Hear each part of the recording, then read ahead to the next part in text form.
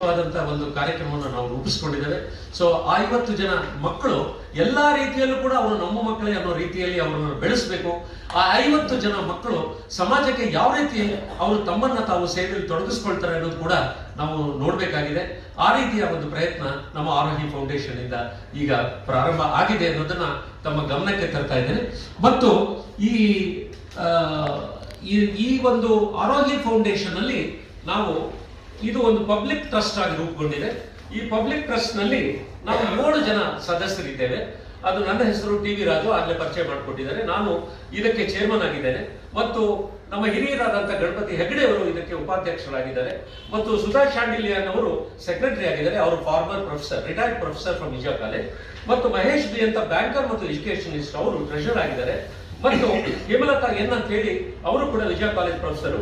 ಗೌರೀಶ್ ಜೋಶಿ ಅಂತ ಹೇಳಿ professor and director centre for education social studies.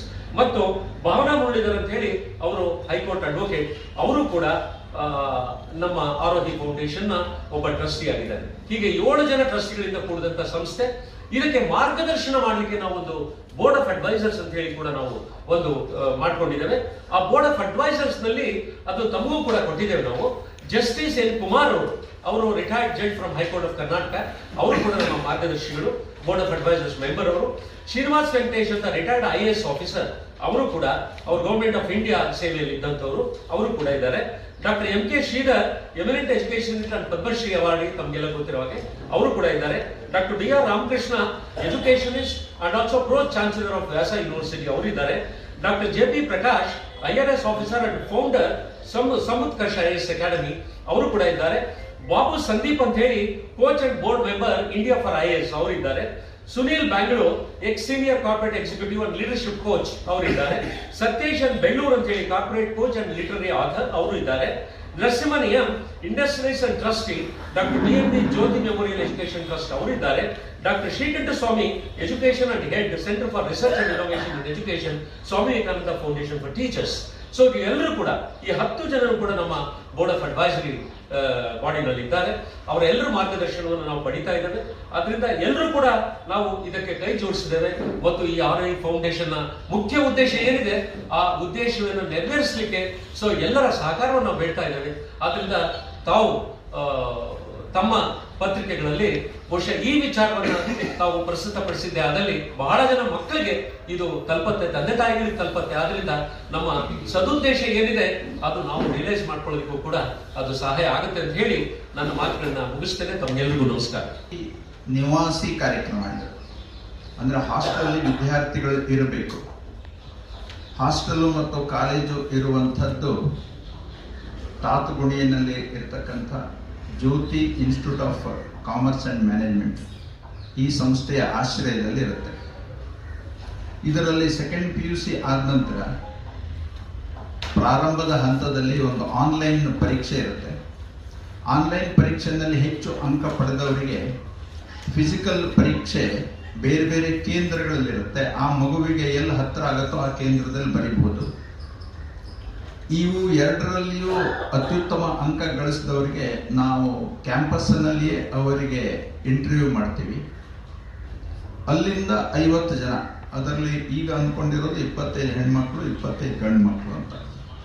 ಹಾಗಾಗಿ ಪೂರ್ತಿ ಸೆಲೆಕ್ಟ್ ಆದಂಥವರು ಆ ನಿವಾಸದಲ್ಲಿಯೇ ಇರಬೇಕು, ಹಾಸ್ಟೆಲಲ್ಲೇ ಇರಬೇಕು. ಅವರು 3 ವರ್ಷಗಳ ಡಿಗ್ರಿಯನ್ನು BCom, BCA ಮತ್ತು BBM, ಈ ಡಿಗ್ರಿಯನ್ನು ನಮ್ಮ Jyothi institute of commerce and management, ಈ ಸಂಸ್ಥೆ ಆಶ್ರಯದಲ್ಲಿ ಅವರು ಕಲಿತಾರೆ. ಅದರ ಜೊತೆಗೆ ಕಾಂಪಿಟೇಟಿವ್ ಎಕ್ಸಾಮ್, ರೈಲ್ವೇಸು, ಬ್ಯಾಂಕು ಅಥವಾ ಕೇಂದ್ರ ಸರ್ಕಾರದ್ದು, ರಾಜ್ಯ ಸರ್ಕಾರದ್ದು ಬೇರೆ ಬೇರೆ ಸ್ಪರ್ಧೆಗಳಿಗೆ ಅವ್ರನ್ನ ತಯಾರು ಮಾಡುವಂಥ ಒಂದು ಪ್ರಯತ್ನ ನಡೆಯುತ್ತೆ. 3 ವರ್ಷ ಅವರ ಡಿಗ್ರಿ ಓದ್ತಿರ್ಬೇಕಾದ್ರೆ ಬೆಳಿಗ್ಗೆ ಸಂಜೆ ಬಿಡುವಿನ ವೇಳೆಯಲ್ಲಿ ಇದಕ್ಕೋಸ್ಕರ ತರಬೇತಿ. ಕೊನೆಯ 1 ವರ್ಷ ಪರೀಕ್ಷೆಗೋಸ್ಕರನೇ, ಕಾಂಪಿಟೇಟಿವ್ ಎಕ್ಸಾಮಿಗೋಸ್ಕರನೇ ಅವರನ್ನ ವಿಶೇಷ ತರಬೇತಿಗೊಳಿಸ್ತಕ್ಕಂಥ ಒಂದು ಪ್ರಯತ್ನ. ಪ್ರಾರಂಭದ ಹಂತದಲ್ಲಿ ಅವರ ಭಾಷೆ ಮತ್ತು ಅವರ ವಿಶ್ವಾಸ, ಕಾನ್ಫಿಡೆನ್ಸ್ ಜಾಸ್ತಿ ಮಾಡೋ ದೃಷ್ಟಿಯಿಂದ ಪ್ರಯತ್ನ. ಪ್ರತ್ಯಕ್ಷ ಪರೀಕ್ಷೆಗೋಸ್ಕರ ತಯಾರಿಯ ಕೆಲಸ ಕೊನೆಯ ವರ್ಷದಲ್ಲಿ ತುಂಬ ಅದೇ ಸಮಯ ಕೊಟ್ಟು ಮಾಡಬೇಕಾಗಿ ಬರುತ್ತೆ. ಅದಕ್ಕೋಸ್ಕರ ಒಂದು ಟ್ರೈನಿಂಗ್ ವ್ಯವಸ್ಥೆ ಈ ಥರದ್ದೆಲ್ಲ ಯೋಚನೆ ಮಾಡಿದೆ. ನಮ್ಮ ಸಲಹೆಗಾರರ ಪೈಕಿ ಆ ಥರ ಸಂಸ್ಥೆ ನಡೆಸ್ತಕ್ಕಂಥವ್ರು ಒಂದು 2-3 ಜನ ಹೇಗೆ ಟ್ರೈನಿಂಗ್ ಕೊಡಬೇಕು ಅನ್ನೋದ್ರ ಬಗ್ಗೆ ನಮಗೆ ಅವರು ಗೈಡ್ ಮಾಡ್ತಾರೆ, ಮಾರ್ಗದರ್ಶನ ಮಾಡ್ತಾರೆ. ಇವೆಲ್ಲವನ್ನು ಕೂಡ ನಮಗೆ ಈಗ ಆಗ್ತಕ್ಕಂಥ ಖರ್ಚು ವೆಚ್ಚಗಳನ್ನು ಶುಲ್ಕ್ ಅಂಡ್ ಸ್ಮಿತ್ ಅಂತ ಒಂದು ಸೇವಾ ಸಂಸ್ಥೆ, ಅವರು ಬೇರೆ ಬೇರೆ ಕಡೆಗಳಲ್ಲಿ ಸ್ಟಾರ್ಟಪ್ ಮುಖಾಂತರ ದೇಶದಲ್ಲಿ ಮತ್ತು ವಿದೇಶದಲ್ಲಿ ಸಂಸ್ಥೆ ನಡೆಸ್ತಾರೆ. ಅವರು ಸ್ಪಾನ್ಸರ್ ಮಾಡ್ತಾರೆ ತಕ್ಷಣಕ್ಕೆ. ಇದಾದ ನಂತರ ಬೇರೆ ಬೇರೆ ಫಿಲಾಂಥ್ರಪಿಕ್ ಅಥವಾ CSR ಫಂಡ್ ಮುಖಾಂತರ ನಾವು ಇದರ ಖರ್ಚು ವೆಚ್ಚಗಳನ್ನು ತೂಗಿಸಬೇಕು ಅಂತಕ್ಕಂಥದ್ದಿದೆ. ನಾನು ನಮ್ಮ ಕೇಂದ್ರೀಯ ಜ್ಯೋತಿ ಇನ್ಸ್ಟಿಟ್ಯೂಟ್ ಆಫ್ ಮ್ಯಾನೇಜ್ಮೆಂಟ್ ಮತ್ತು ಕಾಮರ್ಸ್ ಇದರ ಮುಖ್ಯಸ್ಥರು ನಮ್ಮ ಜೊತೆಗಿದ್ದಾರೆ. ಅವರು ಅಲ್ಲಿಯ ವ್ಯವಸ್ಥೆ ಬಗ್ಗೆ, ಈಗಿರ್ತಕ್ಕಂಥ ಸಂಗತಿಗಳ ಬಗ್ಗೆ, ಮುಂದೆ ಮಾಡ್ತಕ್ಕಂಥ ಅಭಿವೃದ್ಧಿಗಳ ಬಗ್ಗೆ ನಮಗೆ ತಿಳಿಸ್ಕೊಡ್ತಾರೆ. ಮೀಡಿಯಾ ಮಿತ್ರರೆಲ್ಲರಿಗೂ ನಮಸ್ಕಾರ. ಒಂದು 3 ತಿಂಗಳ ಹಿಂದೆ ನನಗೆ TV ರಾಜು ಸರ್ ಮತ್ತೆ ನಮ್ಮ ಕರಣ್ ಕುಮಾರ್ ಅಂತ ಇದ್ದಾರೆ, ಇವರು ಈ ಪ್ರೋಗ್ರಾಮ್ ಬಗ್ಗೆ ನನಗೆ ಹೇಳಿದಾಗ ಒಂಥರ ತುಂಬಾ ಎಕ್ಸೈಟಿಂಗ್ ಅನಿಸ್ತು. ಏನಕ್ಕೆ ಅವ್ರು ಹೇಳಿದ್ರು ಬನ್ನಿ ದೇಶಕ್ಕೆ ಏನಾದರೂ ಮಾಡೋಣ ಅಂತ ಹೇಳಿದಾಗ ಒಂಥರ ಎಕ್ಸೈಟಿಂಗ್ ಆಗಿತ್ತು. ನಾವು 2020 ಪೀಕ್ ಕೋವಿಡ್ ಅಲ್ಲಿ ಶುರು ಮಾಡಿರೋ ಸಂಸ್ಥೆ ಇದು Jyothi institute of commerce and management. ಸುಮ್ಮನೆ ಮನೇಲಿ ಕೂತಿದ್ವಿ, ಏನಾದರೂ ಮಾಡೋಣ ಅಂತ ಹೇಳ್ಬಿಟ್ಟು ಒಂದು ಸ್ಕಿಲ್ ಬೇಸ್ಡ್ ಎಜುಕೇಶನ್, ಒಂದು ಸ್ಕಿಲ್ ಬೇಸ್ಡ್ ಸಿಸ್ಟಮ್ ತಗೊಂಡ್ಬರೋಣ ಅಂತ ಹೇಳ್ಬಿಟ್ಟು ಮನೇಲಿ ಕೂತ್ಕೊಂಡು ಯೋಚನೆ ಬಂತು. ಸೊ ನಾವು ಅನ್ನೋದು ಇಟ್ ಶುಡ್ ಬಿಕಮ್ ಒಂದು ಪ್ರಿಫರೆನ್ಸ್ ತರ ಆಗಬಾರ್ದು, ಇಟ್ ಪ್ರಿವಿಲೇಜ್ ತರ ಆಗಬಾರ್ದು. ಎಜುಕೇಶನ್ ಶುಡ್ ಬಿ ಬೈ ಎಲ್ಲರೂ ಮಾಡಲೇಬೇಕು. ಇವತ್ತಿನ ದಿನ ನಾವು ದೇಶಕ್ಕೆ ಏನಾದ್ರು ಮಾಡ್ಬೋದು ನಮ್ಮ ಸಂಸ್ಥೆಗಳಂತೂ ನಾವು ಒಬ್ಬರಿಗೆ ಎಜುಕೇಶನ್ ಕೊಡ್ಬೋದು. ಈ ಎಜುಕೇಶನ್ ಅಫೋರ್ಡಬಲ್ ಆಗಿ ಏನಾದ್ರು ಮಾಡ್ಬೋದಾ, ಇನ್ನೂ ಒಂದು ಹೆಜ್ಜೆ ಮುಂದೆ ಹೋಗ್ಬಿಟ್ಟು ಫ್ರೀ ಆಗಿ ಮಾಡ್ಬೋದಾ ಅಂತ ಒಂದು ಕನ್ಸು ಕಂಡಿದ್ವಿ. 2022 ಅಲ್ಲಿ ನಮಗೆ ಜ್ಯೋತಿ ಟೆಕ್ನಾಲಜೀಸ್ ಮತ್ತೆ ನಮ್ಮ ಜ್ಯೋತಿ ಈವ್ನಿಂಗ್ ಕಾಲೇಜ್ ಇಂದ ನಾವು 12th ಸ್ಟ್ಯಾಂಡರ್ಡ್ ಆದ್ಮೇಲೆ 2nd PUC ಆದ್ಮೇಲೆ ಯಾರಿಗಾದ್ರೂ ನಾನು ದುಡ್ಡು ಕಟ್ಟಕ್ಕಾಗಲ್ಲ, ಇಲ್ಲ ನನಗೆ ವರ್ಕ್ ಮಾಡ್ತಾ ನಾನು ಈವನ್ ಅರ್ನ್ ಮಾಡಬೇಕು ಅನ್ನೋ ಇದು ಒಂದು ಕಾನ್ಸೆಪ್ಟ್ ಇದ್ರೆ ತಲೆಯಲ್ಲಿದ್ರೆ ನಾವೇನ್ ಮಾಡ್ತೀವಿ ಅಂದ್ರೆ 12th ಸ್ಟ್ಯಾಂಡರ್ಡ್ ಮೇಲೆ ಒಂದು ಆಪ್ಟಿಟ್ಯೂಡ್ ಟೆಸ್ಟ್ ಕೊಟ್ಟು ಅವ್ರು ಸೆಲೆಕ್ಟ್ ಆದ್ರೆ ಡೇ ಟೈಮ್ ಅಲ್ಲಿ ನಮ್ಮ ಸಾಫ್ಟ್ವೇರ್ ಕಂಪನಿಯಲ್ಲಿ ಕೆಲಸ ಮಾಡ್ತಾ ಈವ್ನಿಂಗ್ ಅಲ್ಲಿ ನಾವು ನಮ್ಮ ಸಾಫ್ಟ್ವೇರ್ ಕಂಪನಿಯಲ್ಲಿ full time salary, ESI, PF, education allowance ಸಮೇತ ಕೊಡ್ತೀವಿ. ಆ ಎಜುಕೇಶನ್ ಅಲವೆನ್ಸ್ ಯೂಸ್ ಮಾಡ್ಕೊಂಡು ಮಕ್ಕಳು ಫ್ರೀ ಆಗಿ ಈವ್ನಿಂಗ್ ಕಾಲೇಜಲ್ಲಿ ಹೋಗ್ತಾ ಇದ್ದಾರೆ. ಸೊ ಈ ತರ ಒಂದು ಪ್ರೋಗ್ರಾಮ್ ಮಾಡಿದ್ವಿ. ಇನ್ನೂ ಒಂದು ಹೆಜ್ಜೆ ಮುಂದೆ ಹೋಗ್ಬಿಟ್ಟು ನಾವು ಸ್ಪಾನ್ಸರ್ಶಿಪ್ಗಳನ್ನ ಯಾರಾದ್ರೂ 95% ಮೇಲೆ ಬರುತ್ತೆ ಎಲ್ಲರೂ ಫ್ರೀ ಎಜುಕೇಶನ್ ಮಾಡೋಣ ಅಂತ ಅನಿಸ್ತು. ಸೊ ಫ್ರೀ ಎಜುಕೇಶನ್ ಮಾಡಿದ್ವಿ.